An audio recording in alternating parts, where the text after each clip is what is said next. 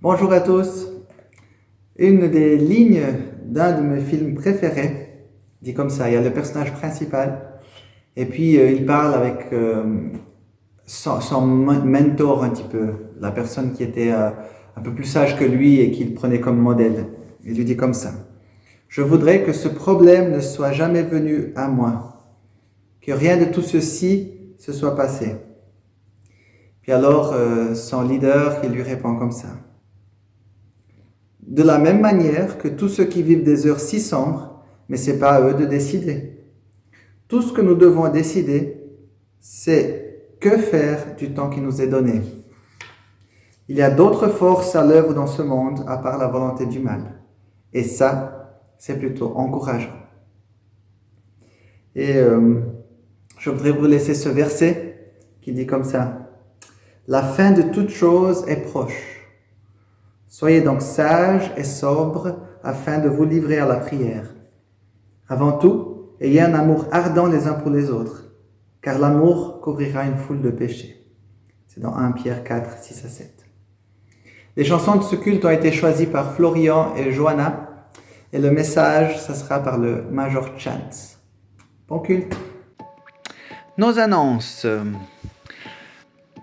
Cette semaine, les distributions de repas et de colis continuent de se faire à Renan et à Lausanne. Cette dernière semaine, on a distribué plus de 160 repas et plus de 80 colis à Lausanne et à Renan. Donc si vous êtes dans le besoin ou vous connaissez quelqu'un qui aurait besoin de soutien pendant ce temps, s'il vous plaît, écrivez-nous pour qu'on puisse les atteindre.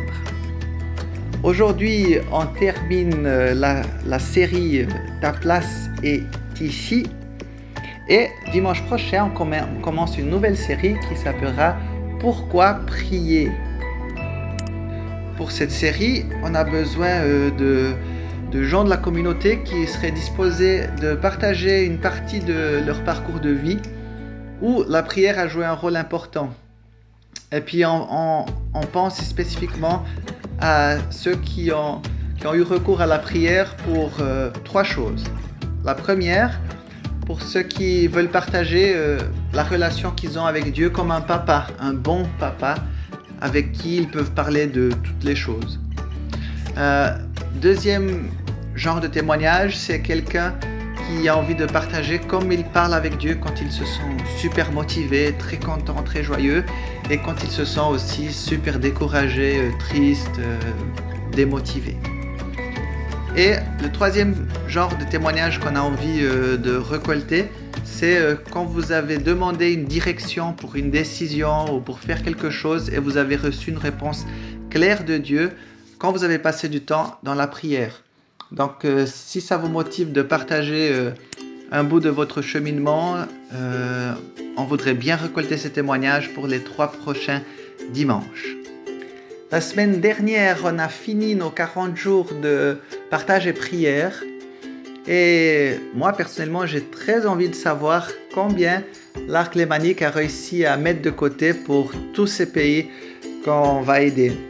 Donc, si vous pouvez penser cette semaine à faire le versement avec la mention partage et prière, pour qu'ensuite on puisse diffuser aussi ce qu'on a réussi comme communauté et se réjouir ensemble, ça serait vraiment chouette. Et pour votre offrande aussi, vous avez le numéro du CCP juste en dessous, dans la description de la vidéo, et vous pouvez faire aussi un versement par ce compte-là. Aujourd'hui, comme le dimanche passé, on a aussi un culte Kids spécialement préparé pour les enfants. Et en plus des témoignages qu'on aura pendant le culte, il y a un bonus, la suite du témoignage de Joël, qui est dans une vidéo à part. Donc vous pouvez aussi cliquer juste ici en dessus pour pouvoir accéder à cette continuation de témoignage.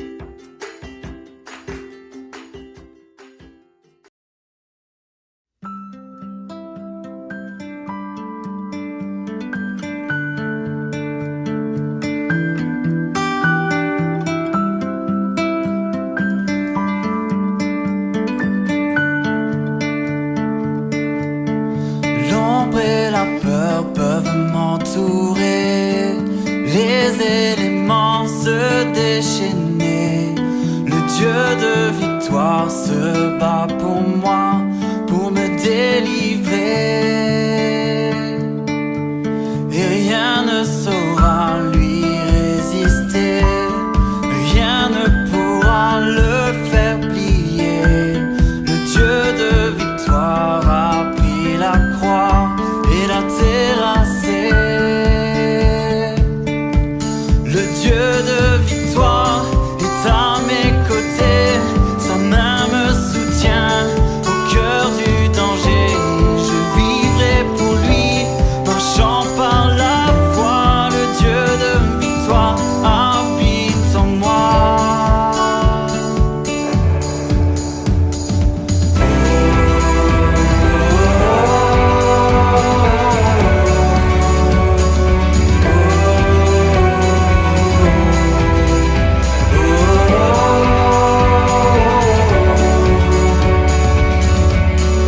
Les océans peuvent s'agiter, leurs vagues sur ma vie se briser.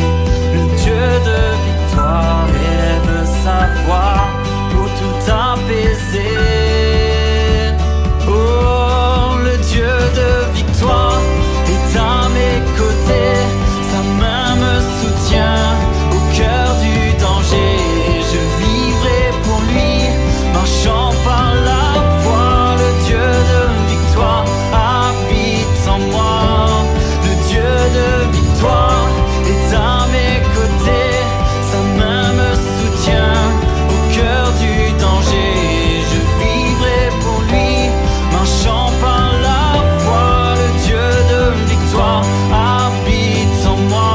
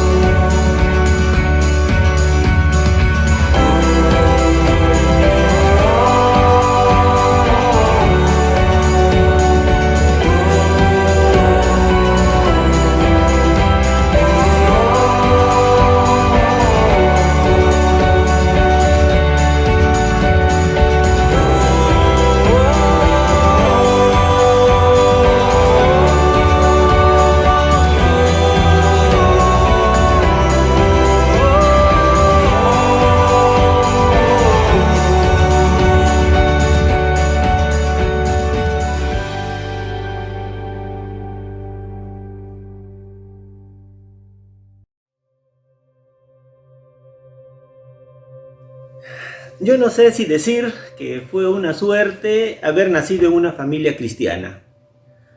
Desde que yo recuerdo, en mi vida, yo asistía a todos los cultos en la iglesia, que eran 4 a la semana, y si había cultos en otro horario en otras iglesias, me gustaba ir. Alors, à l'époque, j'habitais à Malais. Et puis, depuis ma cuisine, j'avais vu sur une école aux Fontines.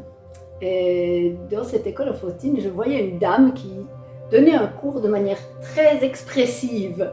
Et puis, j'ai constaté que ses élèves étaient des adultes. Et ça m'a beaucoup intriguée. Muchas veces hubo invitaciones para aceptar a Cristo. Y yo todas las veces levantaba la mano y una cosa que a mí me sorprendió ya cuando estaba joven es que todo el mundo, mucha gente daba testimonio de que había cambiado su vida de delincuentes, de borrachos, a personas rectas, ¿no? Pero en mí no había habido eso. Ça m'a attirée. Et voilà. Et après quelques temps, j'ai pris mon courage à deux mains et j'ai été attendre cette femme à la sortie de l'école. Et voilà, c'est comme ça que j'ai fait la connaissance de Français en Jeu. Yo me sentía bien cristiano siempre, pero en un retiro un amigo me dijo: Job, Dios no tiene nietos, Dios tiene solamente hijos. Esa frase me impactó y me hizo decidir pedir a Dios que sea mi padre. Et puis parallèlement, dans le poste ici à Lausanne, je sentais que c'était le moment que je redevienne actrice et non pas spectatrice et que je m'investisse plus comme salutiste. J'ai fait le cours étape 3, celui qui permet de redécouvrir ses dons. Suite à ça, j'ai fait une formation professionnelle, dont l'enseignement des adultes, l'enseignement du français aux adultes. Et puis, je suis devenue salariée à l'association Français en Jeu. Inicialmente, de joven, me molestaba mucho porque nosotros éramos muy pobres y mi papá se dedicaba a cumplir ese sueño que Dios había puesto en su corazón. Pero cuando yo decidí ser hijo de Dios, yo dije, voy a acompañar a mi padre. Alors, Dieu m'a vraiment appelé pour venir en aide aux personnes qui avaient peut-être moins de moyens que moi ici en Suisse, qui avaient moins de chances de vivre en sécurité et de leur apporter du soutien, déjà par mes actions, par mon aide, mon bénévolat, mais aussi spirituellement. J'ai pu vraiment vivre des moments forts avec les jeunes des quartiers de là-bas. Y mi papá trabajaba con 80, 90 mujeres que no eran cristianas, pero les hablaba de la palabra de Dios, y esas mujeres tenían hijos, y entonces yo, sin darme cuenta, estaba con los niños alrededor mío, y hice lo que me nació en el corazón trabajar con niños. Alors sur le moment, je n'ai pas pensé particulièrement à un appel de Dieu. C'est en relisant ma vie, en repensant à ces événements, à cette suite d'événements qui ont pris plusieurs années, que j'ai constaté que le Seigneur m'avait appelé à ce moment-là à quelque chose de particulier. Souvent, je me demande pourquoi le Seigneur m'a appelé à l'armée du salut. Parce que dans mon caractère, c'est pas du tout évident d'être mis en avant. Et je trouve qu'à l'armée du salut, il y a beaucoup d'occasions de témoignages. Et ça, c'est toujours un défi, ou d'aller dans les cafés. Quand j'ai commencé, il fallait aller dans les cafés. Et je me suis souvent demandé pourquoi. Cuando yo llegué aquí al Arca Alemanic, conocí a las personas que hablan español, mucha gente que no habla francés, y había una célula que Nabor dirigía y me invitaron a participar. Estuve participando un tiempo porque yo sentía que podía hacer algo por el Señor en el ambiente hispanófono. Y aquí en el Arca Alemanic había un grupo y había una persona que daba su tiempo con tanto cariño. Hasta un día Nabor me invitó a hacer un estudio y poco a poco fui comprometiéndome con este grupo. Il m'appelle à m'ouvrir à d'autres manières de penser, à donner et recevoir de la chaleur humaine et à aider dans la mesure du possible à l'intégration. De les soutenir, prier pour eux, les aider aussi à trouver leur chemin avec Jésus. Et ouais, c'est vraiment dans ce sens-là que Dieu m'a utilisé. Ça m'a aussi beaucoup apporté à moi. Ça m'a vraiment fait grandir spirituellement. Et c'est des relations que j'ai pu construire grâce à Dieu. Mais je sais que c'est sa voix et que probablement il m'utilise ici. Et je pense que dans la prière, il m'utilise. C'est probablement un des endroits où il m'utilise le mieux à l'armée du salut. Y realmente siento que Dios me ha puesto en este lugar para hacer ese trabajo. Porque somos una sociedad multicultural y todos necesitamos escuchar la palabra de Dios y entenderlo en nuestro idioma, como en el Pentecostés. Y de verdad yo me siento muy agradecido a Dios porque me siento bien en este lugar y siento que soy útil a la obra de Dios en Ejército de Salvación.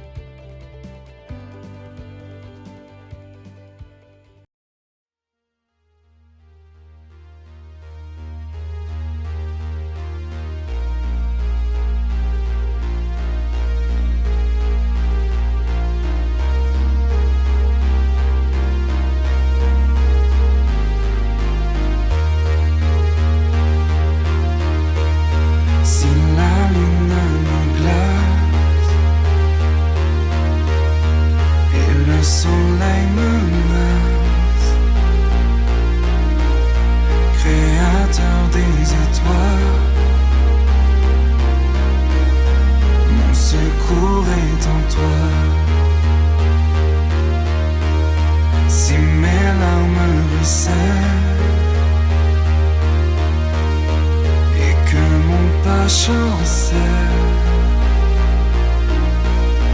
Créateur de la terre, mon secours est en toi.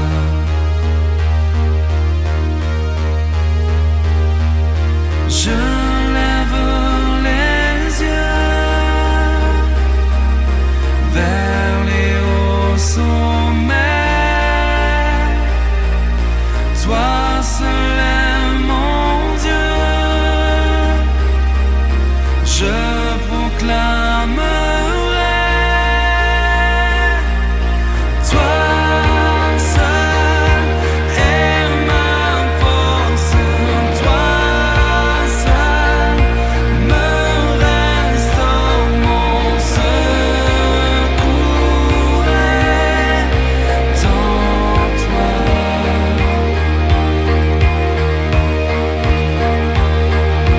Toujours tu me portes, jamais tu ne dors. Mon secours est en toi.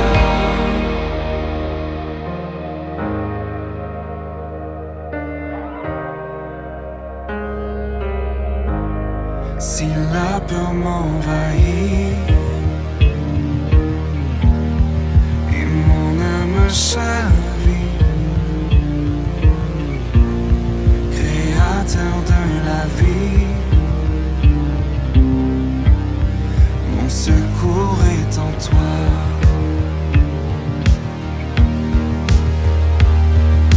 Je lève les yeux vers les hauts sommets. Toi seul est mon Dieu. Je proclamerai. Toi seul est ma force. Toi seul me restaure. Mon secours est en toi.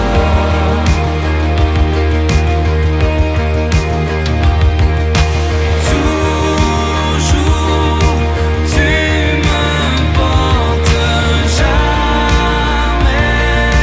tu ne dors. Mon secours est en toi.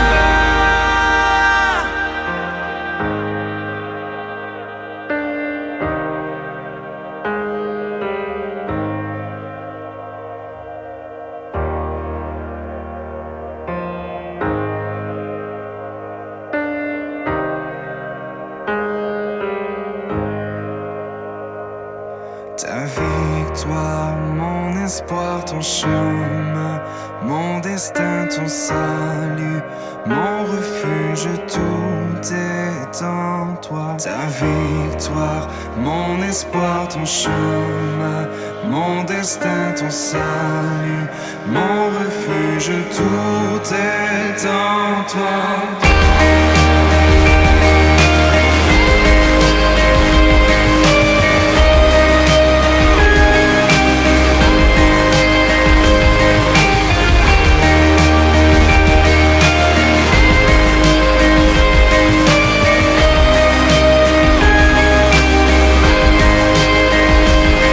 Ta victoire, mon espoir, ton chemin, mon destin, ton salut,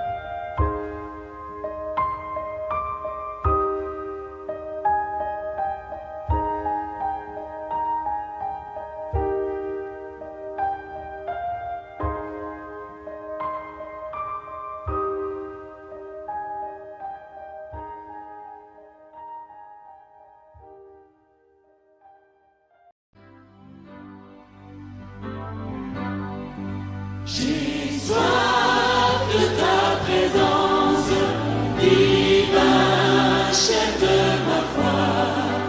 Dans ma faiblesse immense, que ferais-je sans toi? Chaque jour, à chaque heure, oh, j'ai besoin de toi. Viens, Jésus, et demeure auprès de moi.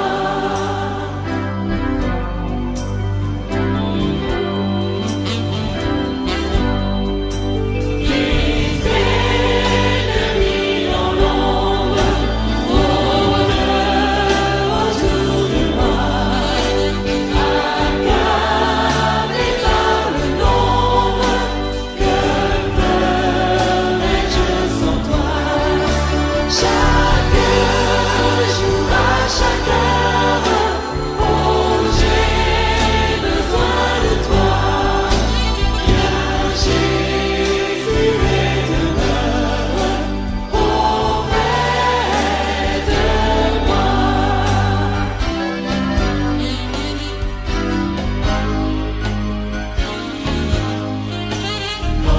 Pendant les jours d'orage, d'obscurité, d'effroi, t'enfermes mon courage. Que ferais-je sans toi? Chaque jour, à chaque heure, oh, j'ai besoin de toi. Viens, Jésus, et demeure auprès de moi.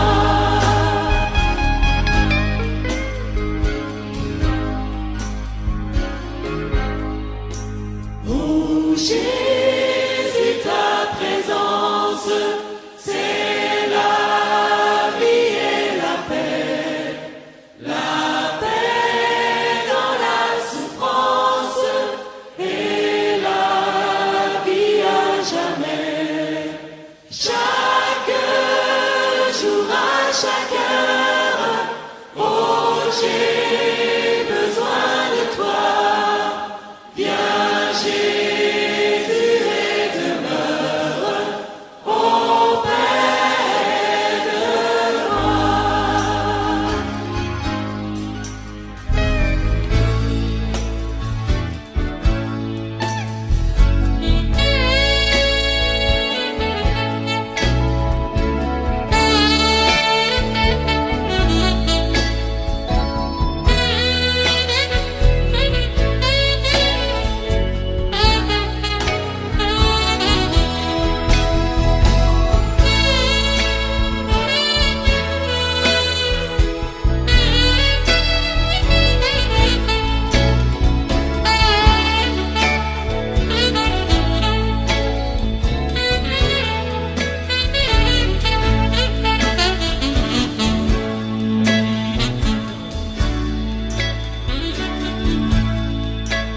Oh, Jésus, ta présence, c'est la vie et la paix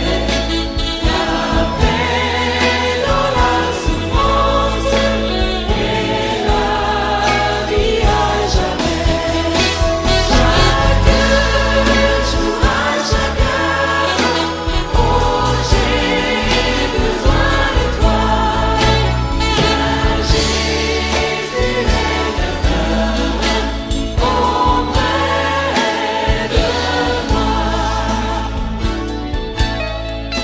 Chaque jour, à chaque heure, oh, j'ai besoin de toi. Viens, Jésus, et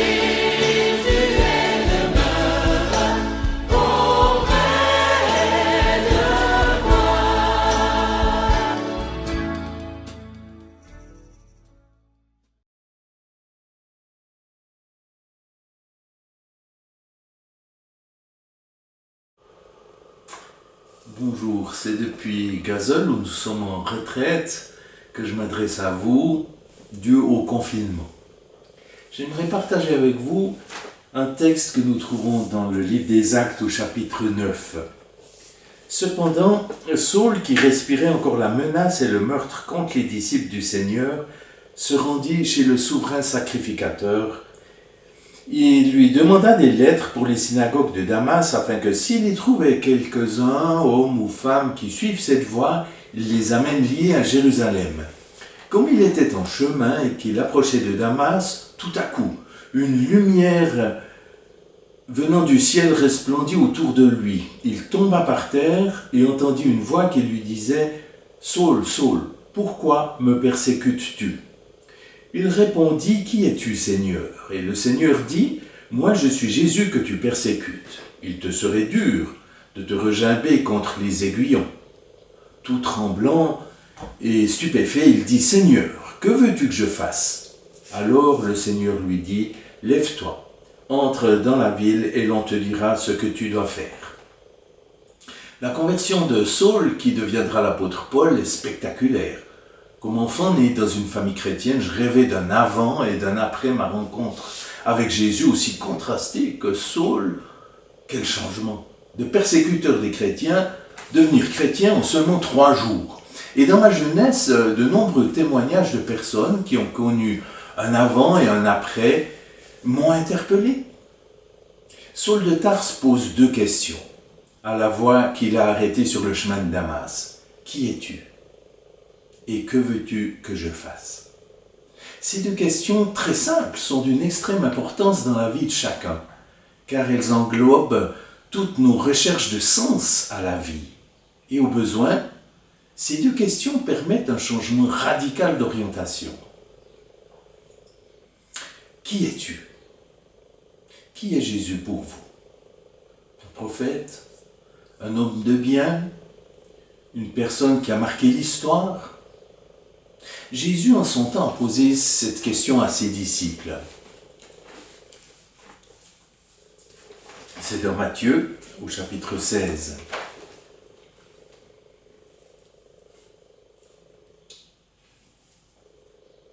Au dire des gens, « Qui suis-je, moi, le Fils de l'homme » Ils répondirent, les uns disent Jean-Baptiste, d'autres Élie, d'autres Jérémie ou l'un des prophètes. Mais vous, leur dit-il, qui dites-vous que je suis? Simon-Pierre répondit, tu es le Christ, le Fils du Dieu vivant. Jésus reprit la parole et lui dit, tu es heureux, Simon, fils de Jonas, car ce ne sont pas la chair et le sang qui t'ont révélé cela, mais mon Père qui est dans les cieux. Et vous, qui dites-vous que Jésus est pour vous? Mon Sauveur, nous pouvons lui dire merci, parce qu'en mourant pour mes péchés à Golgotha, je suis pardonné. Je suis pardonné pour mes péchés passés, présents, et même pour ceux à venir.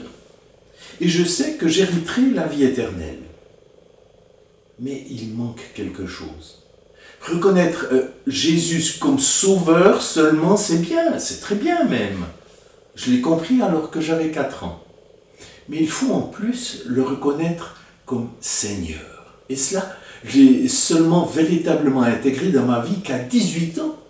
Le reconnaître comme Seigneur ayant autorité sur sa vie, c'est le « que veux-tu que je fasse ?» Et c'est alors seulement que les choses vont profondément changer. Car pour chacun, le Seigneur a un plan d'action. Dimanche dernier, Clarisse nous a rappelé que ce n'est pas hasard si Dieu nous a donné la vie, mais qu'il nous a désirés.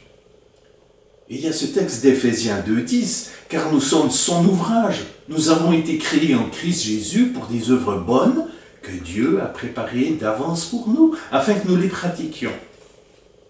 Et permettez-moi de le préciser, ces œuvres sont sur mesure. L'erreur de bien des chrétiens est de se comparer aux autres. C'est beau, inspirant, les biographies, les autobiographies, mais Dieu a un programme personnel pour chacun de nous. Et pour cela, il faut soumettre sa volonté à celle du Père créateur. Que veux-tu que je fasse? C'est le début d'un changement de mentalité. Non pas ma volonté, mais celle de Dieu. C'est pas facile, je suis d'accord avec vous.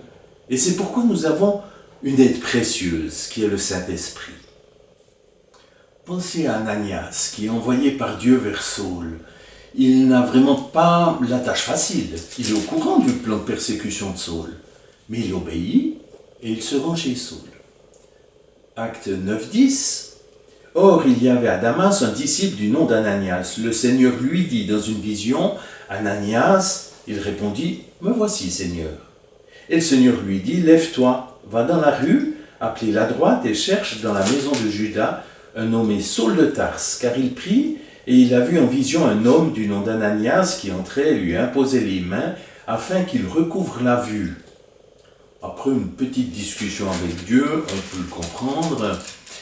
Ananias partit, et lorsqu'il fut arrivé dans la maison, il imposa les mains à Saul et dit, « Saul, mon frère, » merveilleux ça, « le Seigneur Jésus qui t'est apparu sur le chemin par lequel tu venais, m'a envoyé pour que tu recouvres la vue et que tu sois rempli d'Esprit Saint. » Au même instant, il tomba de ses yeux comme des écailles et il recouvra la vue. Il se leva et fut baptisé.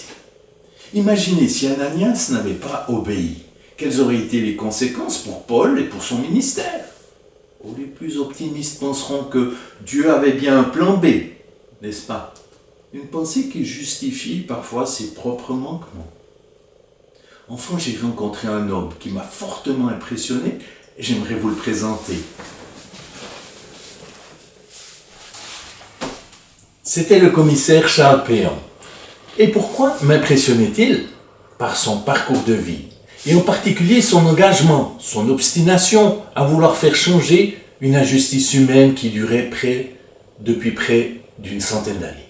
Le système carcéral du bagne de Guyane. En résumé, dans l'espoir de coloniser la Guyane inhospitalière, la France envoyait au bagne ses criminels, mais aussi des récidivistes de petites délinquances comme le vagabondage, ainsi que des prisonniers politiques dans le but, inavoué officiellement, de s'en débarrasser. Et pour y parvenir, à la fin de la peine, les bagnards devaient rester sur l'île une fois encore le temps de leur condamnation, sans gîte, sans travail, et payer eux-mêmes le retour. Pour les condamnations de 8 ans et plus, ils devaient rester à vie. Vous imaginez cette injustice. En quelques dates, 1910, 1918, 1921, le commissaire Albin Perron demande l'autorisation au ministère de la Justice qu'une équipe d'officiers accompagne les bagnards. Et c'est seulement en 1928 que l'autorisation lui est enfin accordée d'envoyer le jeune officier Charles Péan pour faire un rapport sur le bagne. En 1933, 6 officiers, tous volontaires, s'embarquent dans cet enfer pour apporter de façon pratique l'amour de Jésus-Christ. Le 29 juin 1938, une nouvelle loi supprime officiellement le bagne, ce qui n'empêche pas un dernier convoi le 22 novembre, avec 666 condamnés. L'armée du salut organisera le rapatriement de 800 libérés avant la guerre. 40-45, année de guerre impitoyable, les ressources n'arrivent plus au bagne, les salutistes sont coupés de leur commandement, mais tiennent bon, et poursuivent leur action en visitant les prisonniers et en maintenant ouverts les centres d'accueil pour les libérer. 1946-1953. Le ministère des colonies confie à l'armée du salut le rapatriement des libérés. Grâce au réseau salutiste, chacun sera non seulement rapatrié en France ou en Algérie, mais aussi accompagné à l'arrivée et pour certains logés avec un travail, et ils seront plus de 3000. C'est la fin du combat qui a duré plus de 40 ans. Un combat administratif contre le climat, un combat contre le vice et la débauche, mais surtout un combat spirituel, car l'amour de Jésus-Christ est une force incroyable. Nous ne sommes pas tous appelés à être des Charles Péan, mais si nous reconnaissons Jésus comme notre Sauveur et Seigneur, nous avons la mission de témoigner de son amour. Nous sommes appelés à cela. Et pour pouvoir le faire, nous avons besoin que le Saint-Esprit nous inspire, nous révèle ses plans car l'Esprit Saint est la force divine qui nous change et qui change le monde. Et cette force nous préserve contre l'unique vieillissement malsain, le vieillissement intérieur, et nous libère intérieurement pour affronter les problèmes. Celui qui vit selon l'Esprit est dans cette tension spirituelle, il est tendu à la fois vers Dieu et vers le monde. Le pape François, parlant du Saint-Esprit, a dit « L'Esprit libère les esprits paralysés par la peur. À celui qui se contente de demi-mesures, il donne des élans de dons. Il dilate les cœurs étriqués. » C'est lui qui le dit, c'est pas moi. « Il pousse au service celui qui se vautre dans le confort. Il fait marcher celui qui croit être arrivé. Il fait rêver celui qui est gagné par la tiédeur. » Sans le secours du Saint-Esprit, nous sommes désorientés par la pression du système dans lequel nous vivons, par les stratégies, les méthodes, nos désirs, nos attentes, les attentes des autres. Mon Sauveur et Seigneur, que veux-tu que je fasse? Je nous encourage à prendre chaque matin la bonne habitude de prier au réveil. Viens, Esprit Saint, viens dans mon cœur, viens dans ma journée, et de le répéter aussi souvent que nécessaire lors de nos activités. Alors, nous pourrons apporter le plus grand changement dont l'humanité a besoin, une vie nouvelle en Jésus-Christ. Viens, Esprit Saint.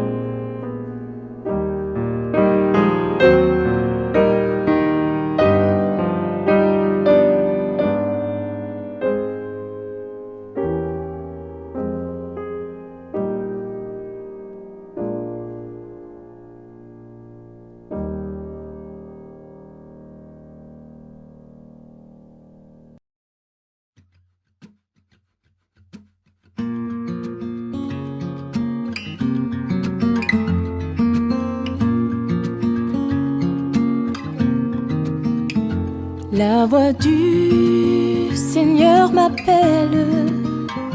Prends ta croix, viens et suis-moi. Je réponds, Sauveur fidèle, me voici, je suis à toi. Jusqu'au bout, je veux te suivre dans les bons, les mauvais jours. À toi pour mourir et vivre, À toi Jésus pour toujours.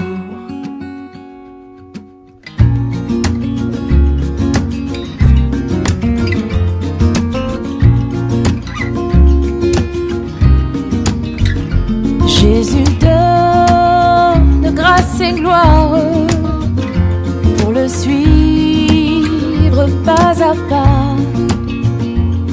Avec lui, joie et victoire, paix et bonheur ici-bas. Oh, Oh, jusqu'au bout, je veux te suivre dans les bons, les mauvais jours. À toi pour mourir et vivre, à toi Jésus pour toujours.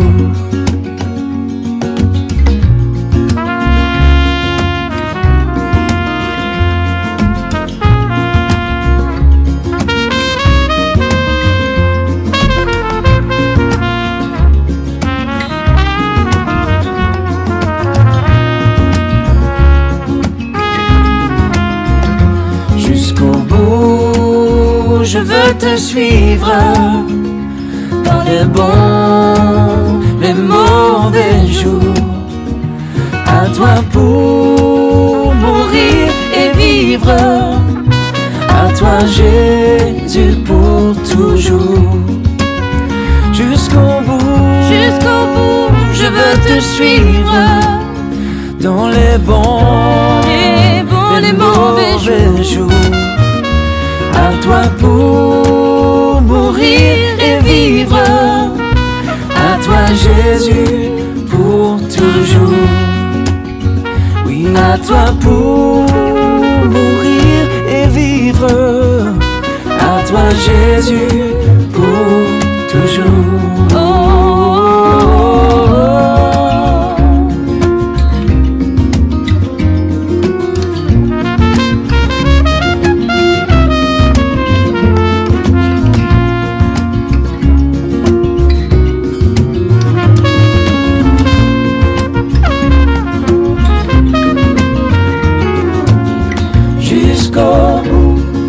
Je veux te suivre, coûte que coûte.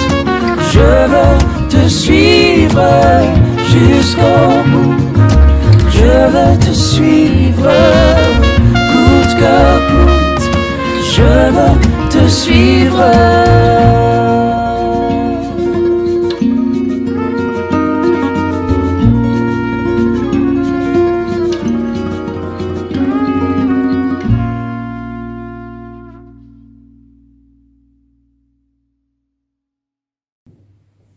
Et avant de terminer, je voudrais juste dire que la première personne qui m'envoie un message en me disant de quel film j'ai retiré l'extrait que j'ai dit au début du culte, je lui offrirai une glace à la fin du confinement. Bon dimanche!